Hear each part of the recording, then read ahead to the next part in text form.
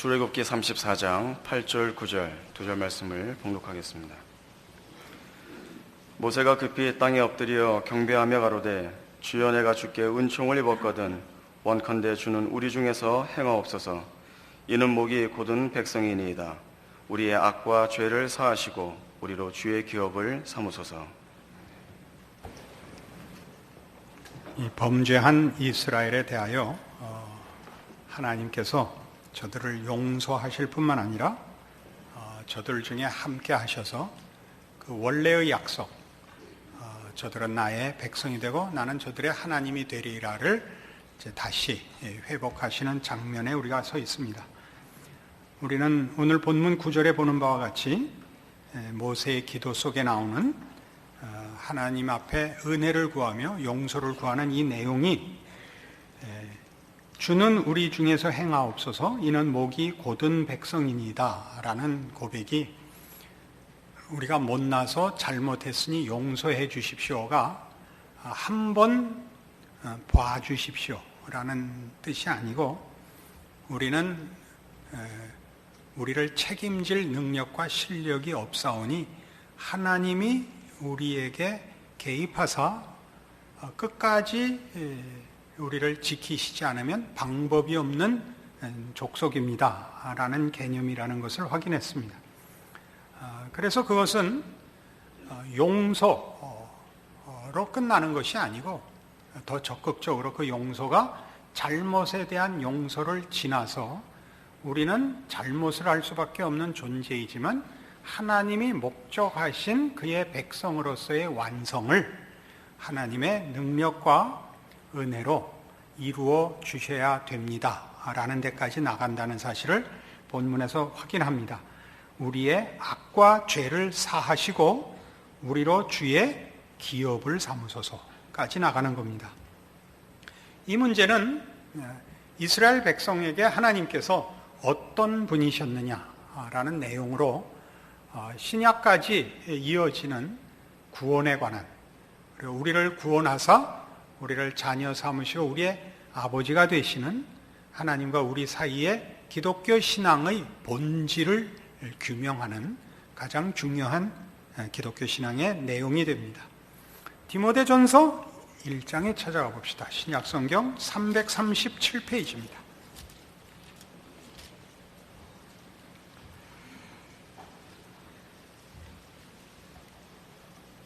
디모데전서 1장 12절. 나를 능하게 하신 그리스도 예수 우리 주께 내가 감사함은 나를 충성되이 여겨 내게 직분을 맡기심이니 내가 전에는 회방자요 핍박자요 포행자이었으나 도리어 긍휼을 입은 것은 내가 믿지 아니할 때 알지 못하고 행하였습니다. 우리 주의 은혜가 그리스도 예수 안에 있는 믿음과 사랑과 함께 넘치도록 풍성하였도다. 믿보다 모든 사람이 받을 만한 이 말이요 그리스도 예수께서 죄인을 구원하시려고 세상에 임하셨다 하였도다. 죄인 중에 내가 괴순이라. 그러나 내가 긍휼을 입은 까닭은 예수 그리스도께서 내게 먼저 1절 오래 참으심을 보이사 후에 주를 믿어 영생 얻는 자들에게 본이 되게 하려 하심이니라. 복음의 핵심을 설명하기 위하여 자신을 예로 드는 장면입니다. 하나님께서 그리스도 예수 안에서 구원을 베푸사 나 같은 것도 구원하셨다라는 복음의 은혜를 증언합니다. 하나님께서 그 아들을 보내신 것은 죄인을 구원하러 보내신 거다. 의인을 구하러 온 것이 아니요 능력 있는 자를 구하러 온 것이 아니요 죄인을 구하러 왔다. 나도 구원 얻은 것을 봐라. 내가 죄인 중에 괴순이라 라고 증언합니다. 그러나 이 문제는 여기에서 그치는 것이 아니라 이 증언이 나를 죄인 중에서 구원했을 뿐만 아니라 그 구원은 죄인인 나를 죄가 없게 씻어주는, 죄를 용서하는 구원에 그치지 않고 하나님의 종이라는 자리까지 인도한 구원이다.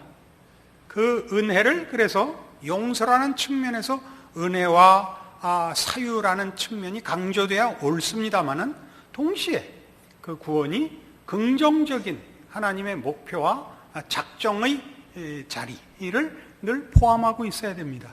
그래서 이 디모데전서 1장 12절 이하 이 말씀은 시작이 이랬습니다. 나를 능하게 하신 그리스도 예수 우리 주께 내가 감사한다고요. 나를 능하게 하시다라는 건 복음이 가지는 능력을 말합니다. 그래서 나 같은 죄인이 구원을 얻었는데 그 구원은 용서함을 받은 정도가 아니라 우리가 상상하고 기대하는 것보다 훨씬 높은 하나님의 이름으로 말미암는 그의 자녀, 그의 백성, 그의 종이라는 자리에까지 우리를 구원하신 것이 복음이다 라고 얘기합니다. 이런 차원에서 우리는 복음에 대한 정의가 로마서 1장 16절에 의하면 이렇게 되어 있습니다. 내가 복음을 부끄러워하지 아니하노니 이 복음은 모든 믿는 자에게 구원을 주시는 하나님의 능력이 됨이라. 하나님의 능력이라고 복음을 소개하는 이유가 긍정적이고 적극적인 하나님의 작정과 구원을 베풀어 이루시려는 목표를 우리에게 말하고 있다는 사실을 놓쳐서는 안 됩니다.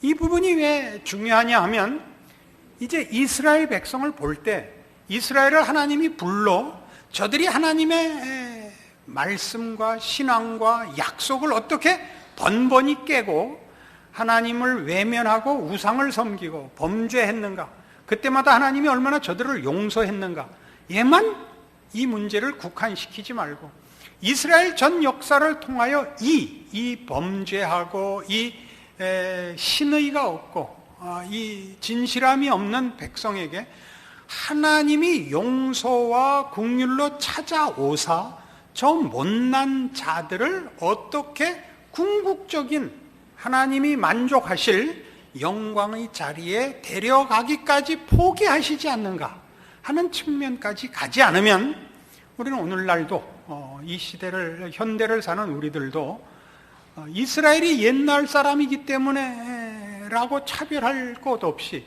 저들이 범죄하고 실수했던 동일한 속성의 사람들이요, 이스라엘에게 찾아오시고 용서하시고 이스라엘을 놓지 않으신 하나님이 우리를 예수 그리스도를 보내셨을 뿐만 아니라 그리스도와 묶고 우리 자신에게 허락한 구원을 이루시고야 만다, 영광의 자리로 가는 과정 속에 있다는 걸 이해해야만 하기 때문에 그렇습니다.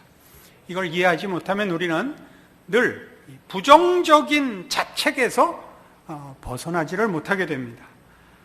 빌립보서 4장에 가보십시다. 신약성경 322페이지 빌립보서 4장 10절입니다. 내가 주 안에서 크게 기뻐함은 너희가 나를 생각하던 것이 이제 다시 싹이 남이니 너희가 또한 이를 위하여 생각은 하였으나 기회가 없었느니라. 내가 궁핍함으로 말하는 것이 아니라 어떠한 형편이든지 내가 자조하기를 배웠느니 내가 비천에 처할 줄도 알고 풍부에 처할 줄도 알아. 모든 일에 배부르며 배고픔과 풍부와 궁핍에도 일체의 비결을 배웠노라. 내게 능력 주시는 자 안에서 내가 모든 것을 할 수 있느니라. 내게 능력 주시는 자 안에서 내가 모든 것을 할 수 있다는 이 표현은 자칫 잘못하면 우리가 성경이 의도하는 것과 다른 기대를 갖게 만듭니다. 우리가 할 수 있는 모든 것은 예수 그리스도께서 주시는 것으로 제한됩니다. 세상이 주는 것과는 다릅니다. 그러나 주께서 능력으로 세상에 압력을 넣어서 세상 것을 주게 할 수는 있지 않을까라는 기대가 이 본문 속에 슬며시 찾아오곤 합니다. 그럴 수 있을 겁니다. 그러나 궁극적으로는 또 본질적으로는 그렇지 않습니다. 내게 능력 주시는 자는 예수뿐이다 라는 의미입니다. 예수뿐이다. 예수께서 주시는 것과 세상이 주는 것은 다르다라는 얘기를 하는 것이 이 본문입니다. 이 본문의 역사적 배경은 사도 바울이 로마 옥중에 갇혔을 때 빌립보 교회에서 로마에 갇혀 있는 감옥까지 바울을 위로하러 찾아온 데 대한 답신으로서 기록된 것입니다. 그리스 빌립보 도시에서 이탈리아에 있는 로마까지 온 겁니다. 10절에 있는 바와 같이 내가 주 안에서 크게 기뻐하면 너희가 나를 생각하던 것이 이제 다시 싹이 남이 너희가 또한 이를 위해 생각하였으나 기회가 없었느니라 라고 기록한 바와 같이 너희가 주의 사랑으로 나를 찾아와서 고맙다 라고 하는 것으로 시작합니다.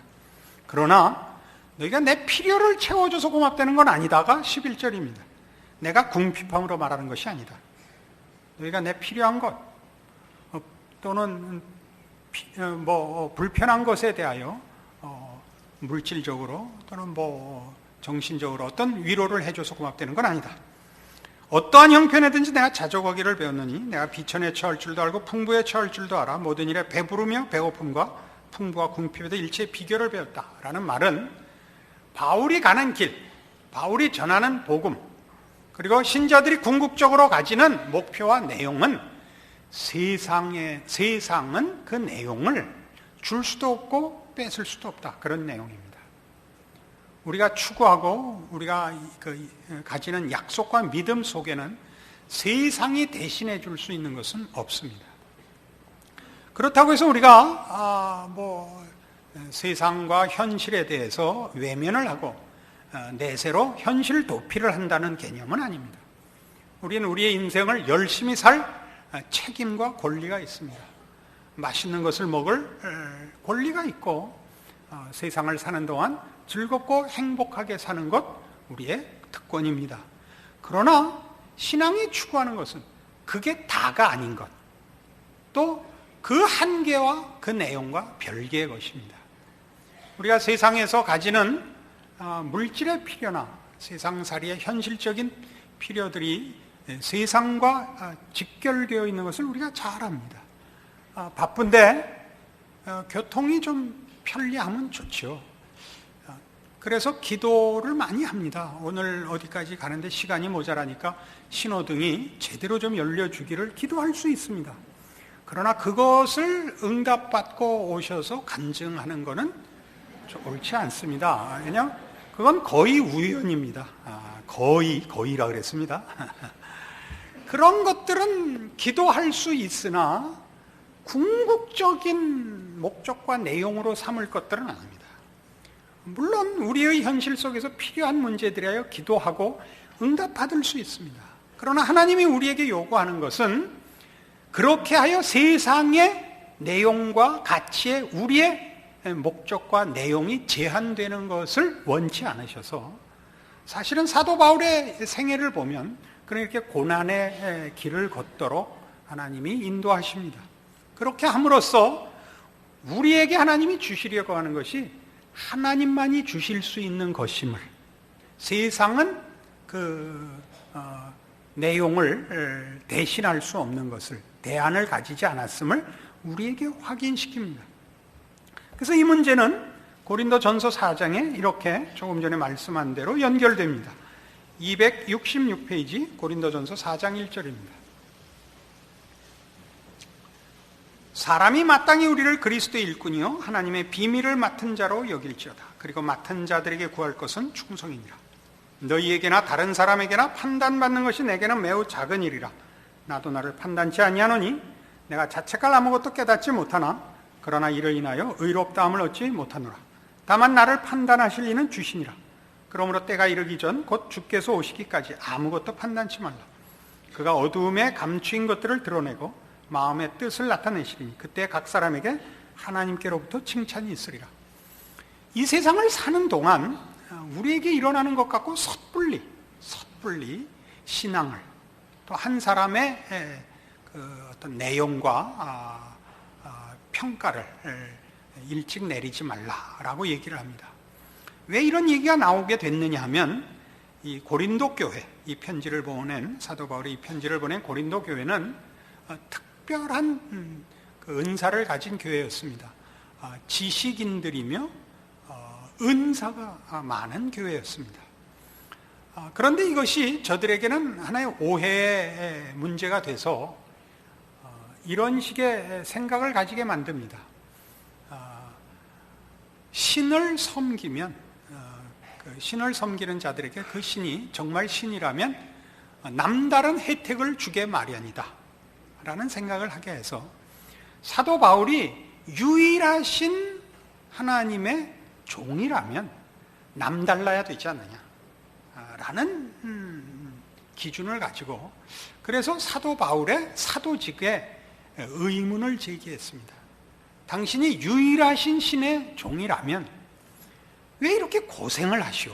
이게 첫째였습니다. 고린도후서 11장에 나열된 40에 하나 감한 매를 5번 맞고 3번 태장으로 맞고 1번 돌로 맞고 여러 번 여행에 이런저런 고생을 하고 굶고 춥고 헐벗은 이 모든 고난들이 이해가 안 되는 겁니다. 참 신의 종이라면, 그 사자라면 그 신이 뭔가 남다른 혜택을 줘야 되는 것 아니요. 게다가 왜 못생기셨소? 이게 큰 문제였습니다. 말하는 것도 시원치 않고 생긴 것도 뭐 어디 존경스러운 데가 없으니 당신이 정말 참 신의 사자란 말이요. 거기에 대한 답입니다.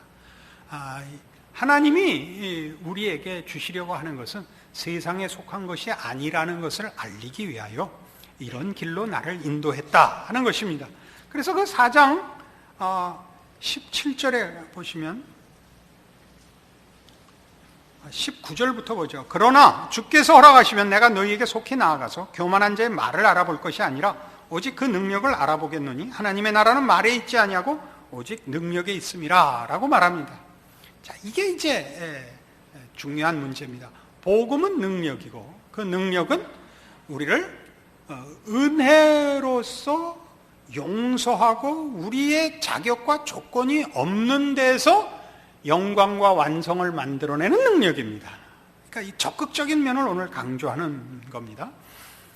그러니까 구원의 그 능력, 복음의 능력이 뭐냐? 여러분, 믿는 자에게 허락한 하나님만이 주신 것입니다. 그게 뭐냐? 예수를 닮는 것입니다. 하나님의 자녀라는 이름에 맞는 어떤 실제적인 것입니다. 그게 뭐죠? 성령의 열매로도 설명이 되고 그리스도를 본받고 그리스도를 따르는 것으로 늘 설명되는 것입니다. 그것은 성품적입니다. 성경은 우리를 구원 얻은 그의 백성들을 신의 성품에 참여한 자라라고 얘기합니다. 그래서 기독교 신앙의 다른 것은 무슨 능력이나 윤리나 도덕을 뛰어넘는 그 성품과 인격에서의 신적인 것입니다. 우리는 성령의 열매로 대표되는 사랑과 희락과 화평과 자비와 양선과 온유와 오래 참음과 절제 같은 것들을 성경에서 요구받고 있고 약속받고 있습니다. 이런 것들은 세상이 추구하거나 세상이 가치를 주는 것과 전혀 다릅니다. 왜 다르냐면 세상은 여기까지는 못 갑니다. 세상은 이건 없습니다. 세상은 싸워 이기는 것밖에는 가르치는 것도 주는 것도 없습니다. 세상의 만족은 남보다 나은 것입니다. 기독교 신앙의 그 내용은 남보다 나은 것이 아니라 그리스도를 닮는 것입니다.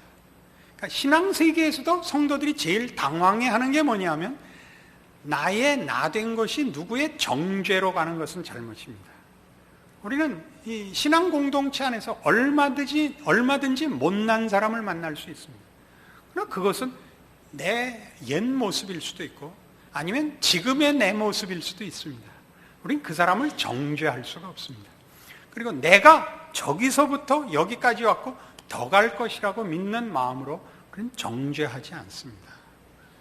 그러니까 우리가 우리의 신앙 속에서 이 적극적인 면에 대한 이해가 왜 필요하냐면 우리는 사실 매주 이렇게 주일날 교회에 와서야 비로소 한 주간을 돌아보게 되고 한 주간을 정신없이 살아서 신앙적인 생각을 할 틈이 없었거나 아니면 노력을 했으나 실패한 것밖에는 사실 돌아볼 것이 없습니다. 무슨 잘한 것이 평생에 몇 개 없는 사람들입니다. 신앙적으로. 이게 당황스럽죠. 그러니까 늘 와서 지난 한 주간 생각도 못하고 살았습니다. 라든가 하려고 했으나 아무것도 못했습니다. 용서해 주십시오. 이것이 우리를 좌절케 합니다. 이게 뭔가? 누구는 뭐 간증하는 거 들으면 누구는 뭐 기도해서 뭐 이런 일도 하고 누구는 저런 일도 하고 이런 응답도 받았대는데 나는 반납, 아이코 생각해 보니까 벌써 이 나이가 되도록 반납, 그죠? 잊고 살고 놀라고 살고 숨기고 살아온 게 전부란 말인가 하는 그런 일종의 절망감, 체념 같은 것들이 우리를 누릅니다. 그러나 사실은 그렇지 않습니다. 성경이 우리에게 가르치려고 하는 것은 지금 이 사도 바울이 가지는 복음의 능력이 그를 용서했을 뿐만 아니라 이 자리에 세워놨는데, 아까 빌립보서 4장 13절에서 본 바와 같이 그건 뭐냐 하면 세상이 만들어 놓은 것이 아니고 하나님이 만들어 놓은 것이라 세상의 유혹이나 시험이나 위협에 굴하지 않고 하나님의 사람으로 서 있는 그 자신에 대한 이해입니다. 이것이 가장 큽니다. 그러니까 우리가 당하는 어려움들이 우리를 절망케 하는 것으로만 보지 마시고, 그래서 결국 이제 세월이 지나서 여러 번 반복되는 실패와 절망을 겪고 나면 어디로 우리가 오게 되느냐 하면, 그래, 나는 무능해. 그리고 세상엔 우리가 바랄 게 없어 라고 온다면 여러분들의 반복된 실패들은 실패가 아닌 것입니다. 우리가 무엇 하나를 깨닫는데 한 번 하고 두 번 하고 10번 하고 20번 해서 되는 게 아닙니다. 이 문제는 우리의 전평생이 걸리는 작업입니다. 뭐가요?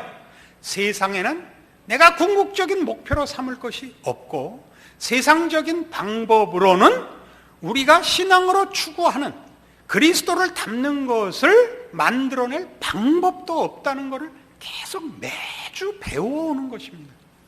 그것은 내 안에 없는 것이고 내 의지로 되는 것도 아니고 하나님이 만드시겠다고 작정하셔서 그분이 이루시고야 말 것이라는 믿음 외에는 남아있는 것이 없다를 확인하는 것이 신자들의 현실이며 인생 전부입니다.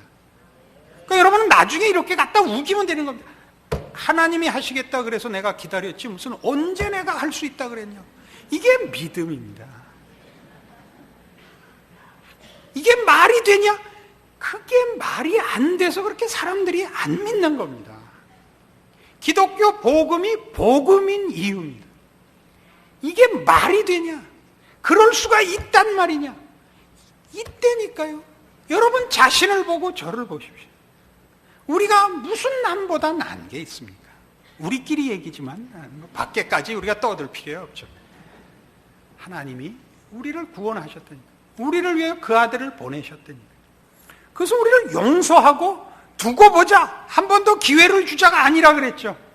그렇게 그것은 은혜며 그것은 능력이며 그것은 말하자면 의지며 하나님의 신실하심의 문제라니까요. 그것이 우리가 우리의 현실 속에서 확인하는 것들입니다. 여러분이 겪는 현실 속에서의 신자된 자기 모습을 확인하면 늘 당황스러우실 겁니다. 내가 예수 믿는 게 맞나? 나는 뭔가? 그럼 저는 어때 보입니까? 여러분이 보면 저는 정말 고수 아닙니까? 그러나 저도 동일한 고백과 동일한 절망을 매일 되뇌입니다. 그러나 그게 거리가 멉니다. 여러분은 이제 막 입문하신 거고 저는 9단쯤 됐는데도 고민을 하기는 마찬가지인 겁니다. 고민이라는 그 느낌과 현실에 대한 그 충격은 동일합니다.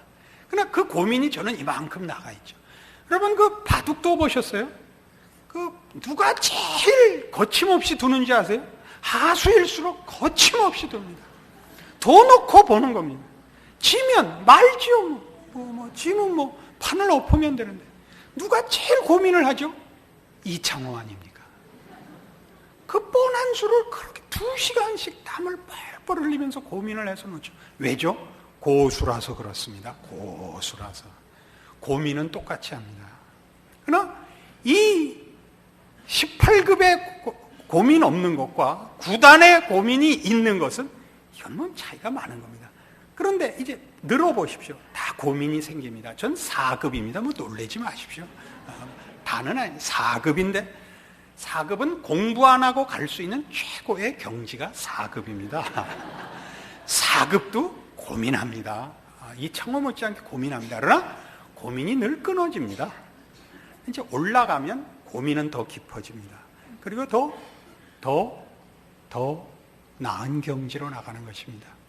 우리가 느끼는 것과 하나님이 우리 안에서 이루는 것과는 사실은 이렇게 달라서 대부분의 교인들에게 이 부분은 오해의 소지가 많아서 그렇습니다.